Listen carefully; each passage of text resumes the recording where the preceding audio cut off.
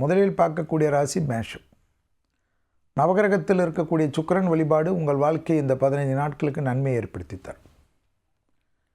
கொடுத்த வாக்கை குடும்பத்திலும் வெளிவட்டாரத்தில் காப்பாற்றக்கூடிய அற்புதமான காலகட்டம். தொழில் ரீதியாகவும் மன ரீதியாகவும் குடும்ப ரீதியாகவும் காதல் அமைப்புக்காகவும் பயணங்கள் எல்லாம் அனுகூலத்தை தரும். பிள்ளைகள் விஷயத்தில் சுபவரிய பிராப்தம் ஏற்படும். பிள்ளைகளுடைய பயணங்களுக்கோ அல்லது பிள்ளைகளுடைய படிப்பு மற்ற விஷயத்திற்காகவோ அல்லது பிள்ளைகளுடைய ஆடை ஆபரண சேர்க்கைகளுக்காகவோ பிள்ளைகளுடைய மேல் முதலீடுகளுக்காகவோ கண்டிப்பாக செலவுகள் வந்தாலும் அது சந்தோஷ செலவுகளாக காணப்படும். குடும்பத்தில் புது உறவுகளுக்கு உண்டான உத்தரவாதம் காணப்படும்.